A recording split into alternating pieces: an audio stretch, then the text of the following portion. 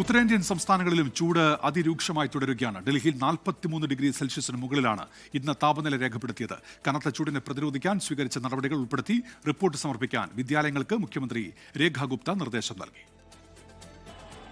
ഡൽഹിയിൽ ഉഷ്ണതരംഗത്തിന്റെ പശ്ചാത്തലത്തിൽ ഇന്ന് യെല്ലോ അലേർട്ട് പ്രഖ്യാപിച്ചിരിക്കുകയാണ്. ഉത്തർപ്രദേശ്, ഹരിയാന, പഞ്ചാബ്, ഒഡീഷ സംസ്ഥാനങ്ങളിലും കനത്ത ചൂടാണ് തുടരുന്നത്.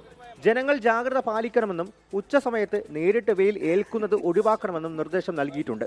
ഡൽഹിയിൽ അടുത്ത 3 ദിവസവും സമാനമായ അവസ്ഥ തുടരും. അതേസമയം ചൂടിനെ പ്രതിരോധിക്കാൻ സ്കൂളുകൾ സ്വീകരിച്ച നടപടികൾ ഉൾപ്പെടുത്തി റിപ്പോർട്ട് സമർപ്പിക്കാൻ മുഖ്യമന്ത്രി രേഖാ ഗുപ്ത ആവശ്യപ്പെട്ടിട്ടുണ്ട്. മെയ് 2-നകം സ്കൂളുകൾ വിദ്യാഭ്യാസ ഡയറക്ടർക്ക് റിപ്പോർട്ട് നൽകണം. പരാതികൾ ഉണ്ടെങ്കിൽ രക്ഷിതാക്കൾക്ക് ജില്ലാ മജിസ്ട്രേറ്റിനെ സമീപിക്കാം.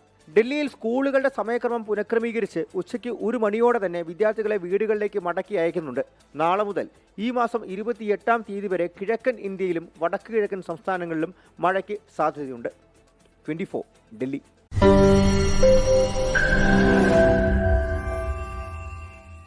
ലോകത്തെവിടെയായാലും ഏത് സമയത്തും 24 വാർത്തകളും ഓഗ്മെന്റഡ് റിയാലിറ്റി പാക്കേജുകളും എക്സ്പ്ലെയിനറുകളും വിശദമായി കാണാൻ ഞങ്ങളുടെ യൂട്യൂബ് ചാനൽ നിങ്ങൾക്ക് സബ്സ്ക്രൈബ് ചെയ്യാം.